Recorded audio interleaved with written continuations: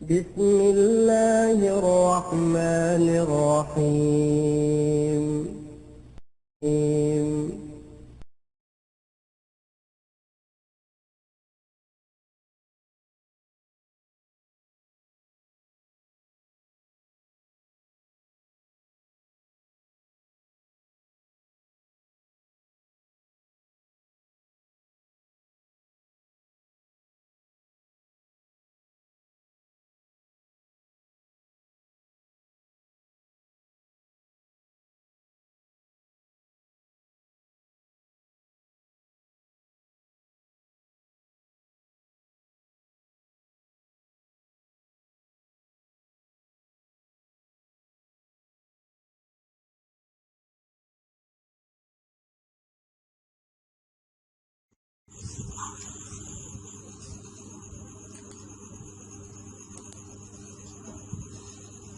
Recording in progress. اعوذ باللہ من الشیطان الرجیم. بسم اللہ الرحمن الرحیم. اللہم صلی علی سیدنا مولانا محمد وعلی آل سیدنا مولانا محمد وبارک وسلم وصلی علیہ. عزیز طلباء و طالبات، university of education Lahore D G Khan campus کے تحت آج ہم اپنی کلاس کا آغاز کر رہے ہیں. حدیث شریف کی کلاس کا آغاز کرنا چاہ رہے ہیں. عزیز طلباء و طالبات، جیسا کہ آپ کو معلوم ہے، ہم نے 20 احادیث مبارکہ مشکات شریف سے، کتاب الاداب سے شروع کی ہوئی ہیں، اور اس سے پہلے ہم نے اصول حدیث کے تحت چند اصطلاحات اور ان کی تعریفات ہم نے پڑھی ہیں. آج ہم جس باب کا آغاز کرنا چاہ رہے ہیں وہ ہے فضل عیادت المریض، یہ مریض کی عیادت کرنے کی فضیلت کا بیان. انشاءاللہ ساتھ ساتھ میں آج اصول حدیث کو بھی ٹچ کرتا رہوں گا تاکہ ریویژن بھی ہوتی رہے. قال اللہ تعالیٰ فی قرآن مجید وَإِذَا مَرِضْتُ فَهُوَ يَشْفِينِ، کہ جب میں بیمار ہوتا ہوں تو وہی اللہ تعالیٰ شفا دیتا ہے.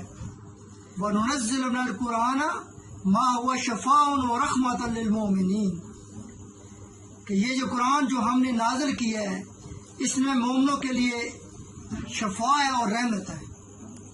قرآن پاک کی آیات کی تلاوت کے بعد جیسا کہ آپ کو معلوم ہے کہ اللہ تعالیٰ نے قرآن پاک میں حضرت ایوب علیہ السلام کا ذکر کیا ہے اور ان کو صابرین کہا ہے کہ وہ بہت ہی صبر کرنے والے تھے. تو حضرت ایوب رضی اللہ تعالیٰ عنہ پیغمبروں میں سے وہ پیغمبر تھے جن کو اللہ تعالیٰ نے مرض سے دوچار کیا اور انہوں نے صابرین میں سے اپنا نام رکھایا اور انہوں نے صبر کا انتہا درجے کا مظاہرہ کیا.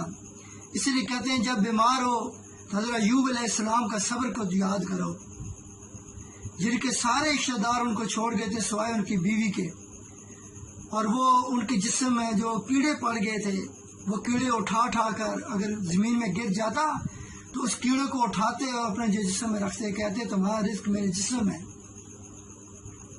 تو کافی عرصے کے بعد اللہ تعالیٰ ان کو بھی شفا دی. اور آقا علیہ السلام کی حدیث مبارکہ ہے کہ ہر بیماری کا علاج ہے. اللہ تعالیٰ نے کوئی روح زمین پر ایسی بیماری نہیں پیدا کی جس کا علاج نہ ہو. اور روحانی طور پہ اور اس کا علاج جو ہے روحانی طور پہ سورۃ فاتحہ کو فرمایا کہ اس میں جو ہے اللہ تعالیٰ نے شفا رکھی ہے الا السام، سوائے موت کے، یعنی کہ موت کے سوا سورۃ فاتحہ میں ہر بیماری کا علاج ہے. اور ذہنی طور پہ علاج کہا کہ یہ کلونجی ہے جو ہم اچار کے ساتھ بھی کھاتے ہیں، ویسے بھی کھاتے ہیں. تو کلونجی جو ہے یہ کالے دانے، اس میں آقا علیہ السلام کہ موت کے سوا یہ زہر علاج ہر بیماری کی اس میں شفا ہے.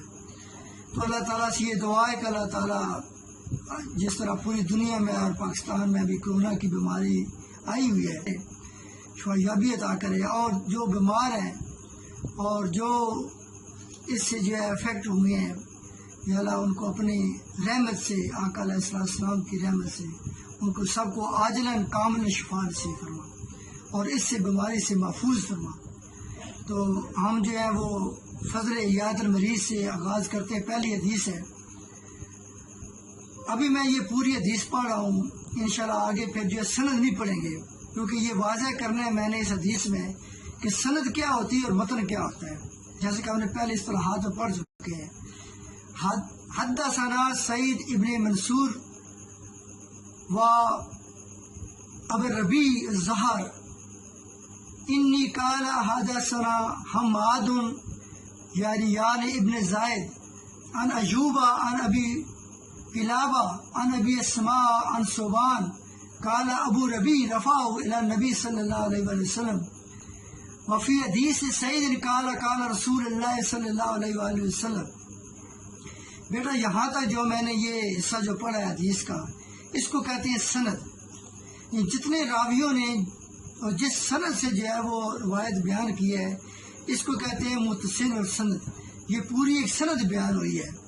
اور آگے کالا کالا رسول اللہ صلی اللہ علیہ وسلم کے بعد جو میں الفاظ پڑھوں گا یہ ہوتا ہے، یہ کہلائے گا متن، ٹیکسٹ، اسے کہیں گے ٹیکسٹ. اور آپ کو پتہ ہے کہ علم حدیث میں دو قسم کے جو ہے وہ علوم ہوتے ہیں. ایک ہوتا ہے علم روایت، ایک ہوتا ہے علم درایت. علم روایت جو ہوتا ہے وہ سند کے متعلق ہوتا ہے، اسماء رجال کے متعلق، یعنی کہ جو راوی ہیں جو سند بیان کرنے والے ہیں ان راویوں کے اوپر جو بحث کی جائے گی کیا راوی یہ ثقہ بھی ہے کہ نہیں، ان کی زندگی کے حالات کیسے سے، یہ جو ہے زندگی میں جھوٹ تو نہیں بولتا، اس کا کاروبار کیسا، کیا بددیانت تو نہیں کرتا. تو اس کے پورے جو ہے احوال کے اوپر جو ہے وہ بحث کی جائے گی، ان کے احوال کو کھنگالا جائے گا اور اس بات کے اوپر جو ہے وہ اعتماد میں لیا جائے گا کہ واقعی یہ حدیث یہ راوی جو ہے راوی ثقہ ہے کہ نہیں، کہ راوی اس حدیث لینے میں باتوار ہے کہ نہیں ہے. جیسے کہ 5 کی 6 ہم نے جو ہے وہ صحیح حدیث کی شرائط پڑھی تھی کہ اس کے اندر جو ہے وہ ایک تو شہادت کو دیکھا جائے گا اس کا، اس کے بعد اس کا ثقہ کا دیکھا جائے گا، اس کے بعد جو ہے اس کا عدل دیکھا جائے گا، اس کا ضبط دیکھا جائے گا. ٹھیک ہے، یہ ساری چیز جو ہے روایتی حدیث میں جو ہے وہ شرائط ہے جس کے اوپر جو ہے ایک راوی کو پرکھا جاتا ہے. اور علم درایت بیٹا اس کو کہتے ہیں کہ جو متن کے متعلق جو ہے ہم جو ہے وہ جس علم کو ہم کہ متن جو ہے اس کی صحت کے اوپر اس میں تو کسی قسم کی کوئی ابہام نہیں ہے کہ یہ حضور صلی اللہ علیہ وسلم کے حدیث مبارکہ متن کبھی بھی ضعیف نہیں ہوتا. ٹھیک ہے، تو زیادہ متن متعلق علم کو کہتے ہیں علم درایت. قال رسول اللہ صلی اللہ علیہ وسلم عائد المریض فی مخرفات الجنہ حتی یرجع. حضرت صوبان رضی اللہ بیان کرتے ہیں کہ رسول اللہ صلی اللہ علیہ وسلم فرمایا مریض کی عیادت کرنے والا واپس آنے تک جنت کے باغ میں رہتا ہے. یعنی کہ ایک مریض کی جو عیادت کرنے کے لیے جاتا ہے تو جب تک اس کا سفر جاری رہتا ہے اور واپس آنے تک آقا علیہ السلام فرمایا کو جنت کے باغوں میں ایسے ایک باغ میں رہتا ہے. یہ حدیث نمبر 6428 حدیث نمبر ہے. علیہ السلام نے فرمایا ان رسول اللہ صلی اللہ علیہ وآلہ وسلم قال اتدرون ما المفلس، کیا میں تمہیں اس بات سے آگاہ ہوں کہ مفلس کون ہے؟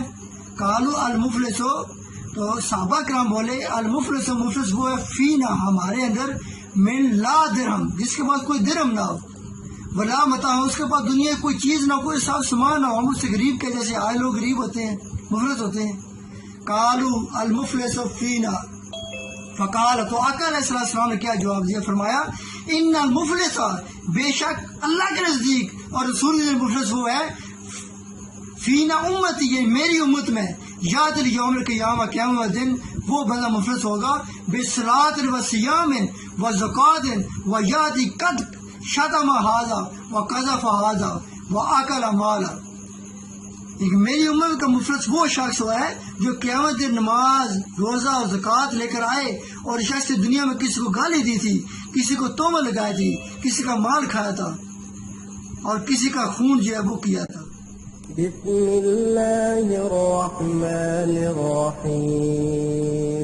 اکل مالا یعنی کسی کا مال کھایا ہو، ٹھیک ہے، اس طرح کسی کو گالی دی ہو، اس طرح جو زکوٰۃ جو مال جو نمازیں اس نے پڑھی ہیں وہ جو لے کے آئے گا یہ اس کو جو ہے وہ قیامت دن وہ اس سے زہر ہوگا یہ کتنا مفلس ہے، اگر کم ہوگا تو وہ مفلس زیادہ ہے.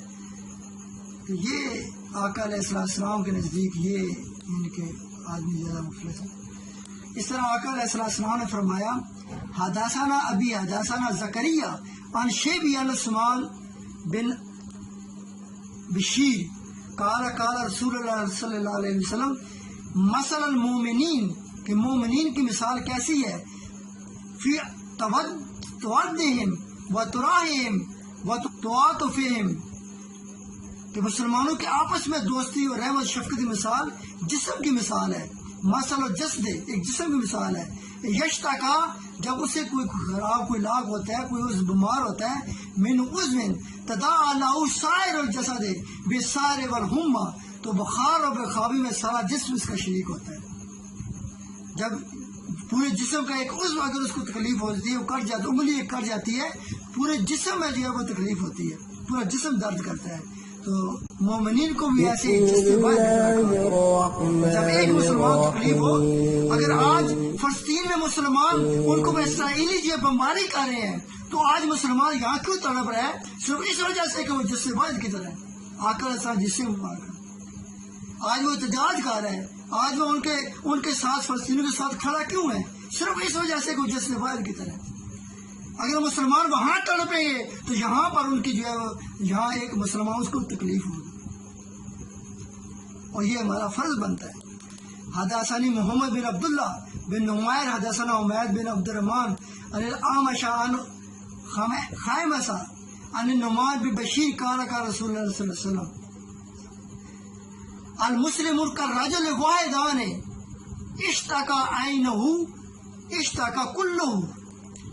مسلمان باہم ایک شخص کی طرح ہے. پہلے ایک جسم کی طرح مثال دی تھی، اب آقا علیہ السلام ہے کہ ایک شخص کی طرح ہے. اگر اس کی ایک آنکھ میں تکلیف ہوگی تو اس کے سارے جسم کو تکلیف ہوگی. اس طرح فرمایا وَإِنْ أَشْتَكَى رَأْسَهُ، اگر اس کے سر میں تکلیف ہوگی تو اشتکا کلہ، تو پورے جسم میں وہ تکلیف پھیل جائے گی. تو یہ اس طرح مثال دے کے جو ہے وہ فرمایا اللہ تعالیٰ نے کہ اس طرح کسی کو جو ہے وہ آپ جو ہے وہ جب کسی کو تکلیف پہنچی ہے، ایک مسلمان کا فرض ہے کہ اس کی تکلیف کو جو ہے روی کرے، اس کی تکلیف کو دور کرے. اس طرح آقا علیہ السلام نے آگے گالی دینے کی ممان ہے، جس طرح دوسرے کی خیر خواہی کرنے کا ہے، اس طرح دوسرے کو تکلیف دینے کا بھی جو ہے وہ اللہ تعالیٰ نے منع کیا. اور دوسروں کو خاص کر گالی دینا یہ تو بہت بڑا جو ہے گناہ ہے.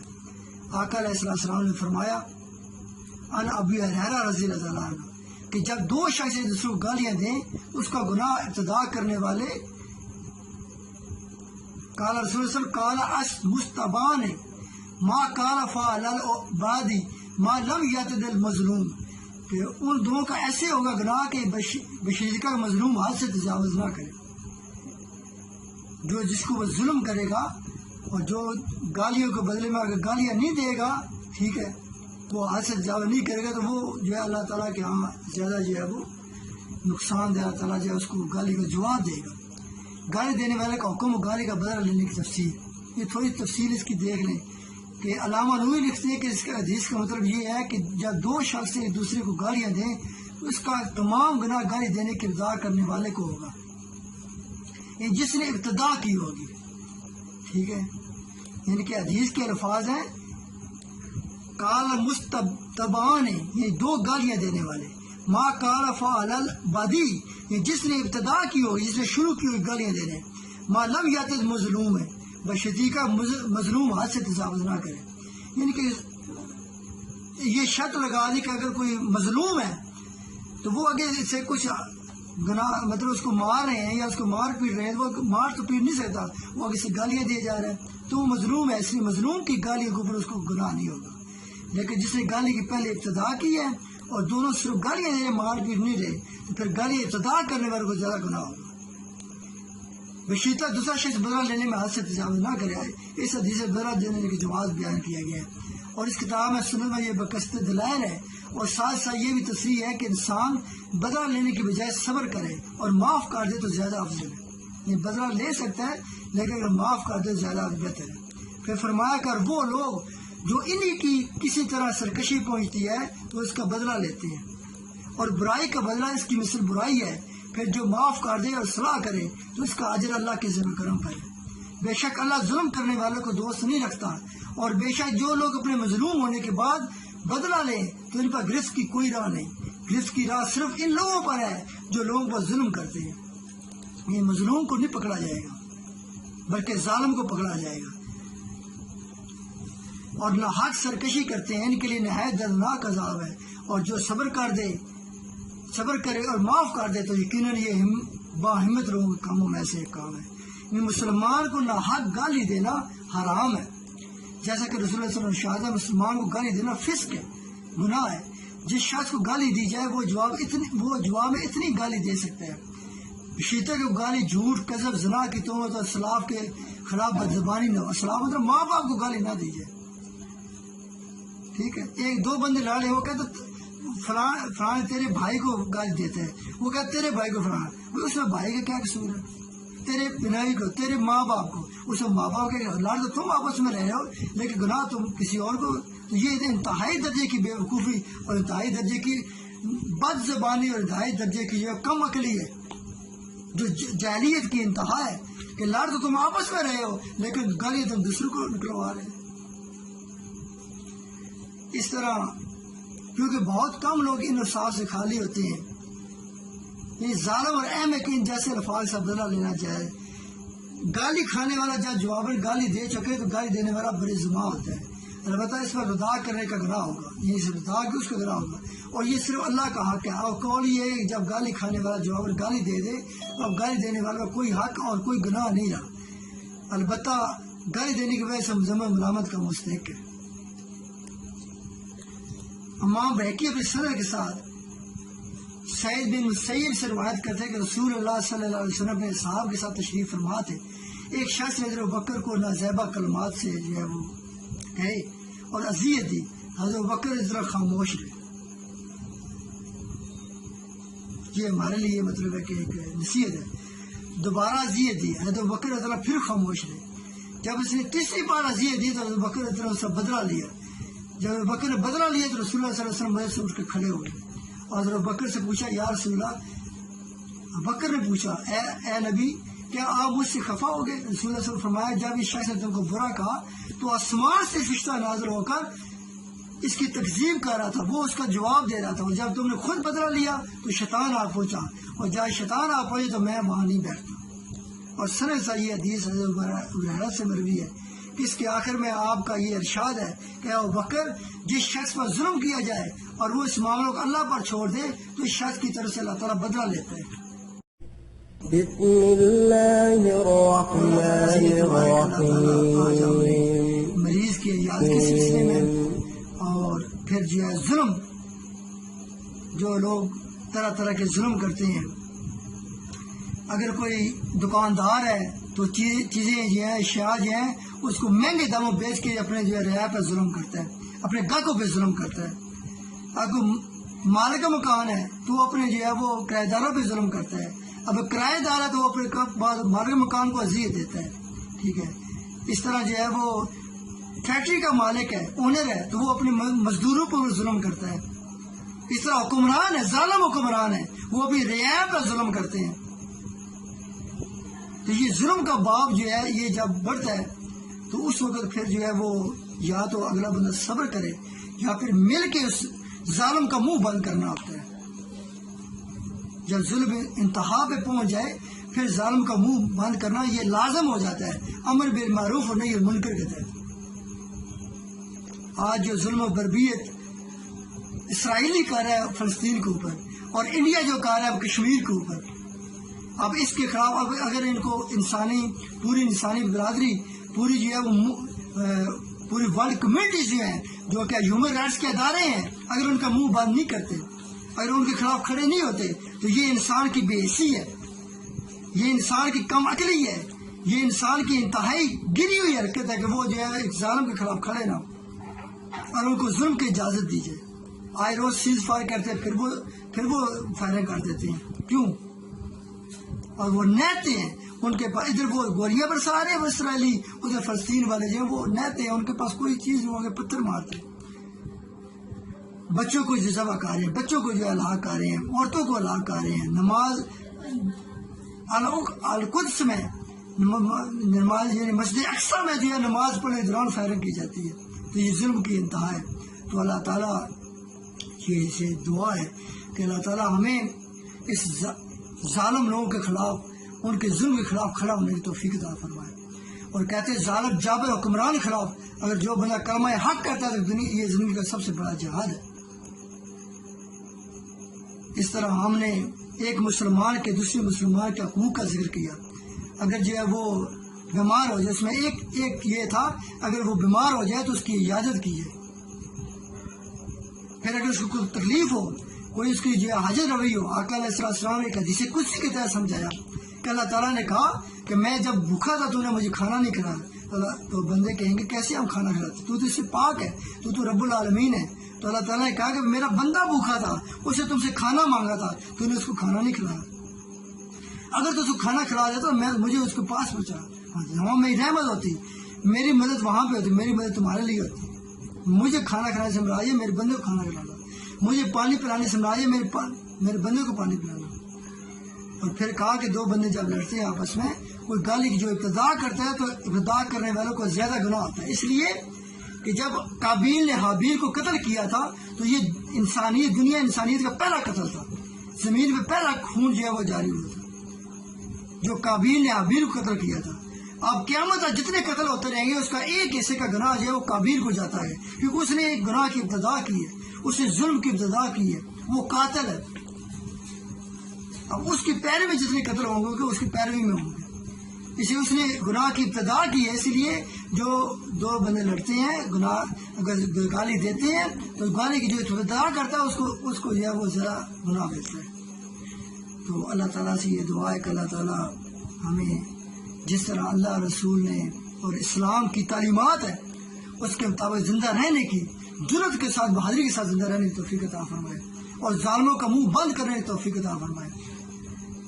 اور اس یہاں پہ جو ظلموں، جو مجبوروں، مقہوروں اور مفلسوں کا استحصال کیا جاتا ہے، اللہ تعالیٰ اسے اپنی رحمت سے استحصال، اور اللہ تعالیٰ دنیا میں جو ظالم قوتیں ہیں ان کو یا اللہ تعالیٰ تباہ و برباد کر دے، اس کو صفائی ہستی سے مٹا دے، چاہے وہ انڈیا ہے کشمیر کو بھی ظلم کر رہا ہے، چاہے وہ اسرائیل ہے جو فلسطین کو بھی ظلم کر رہا ہے، اللہ تعالیٰ ان کو نیست و نابود کر دے اور کشمیریوں کی اور فلسطینیوں کی غیب سے مدد کرے، جس طرح بدر میں جو ہے غیب سے اللہ تعالیٰ نے فرشتوں کے ذریعے مدد کی تھی۔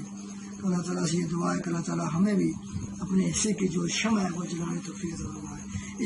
عشق سرکار کی ایک شمع جلال و دل میں، عشق سرکار کی ایک شمع جلال و دل میں، بعد مرنے کے بھی لحد میں اجالا ہوگا، وما علینا الا البلاغ۔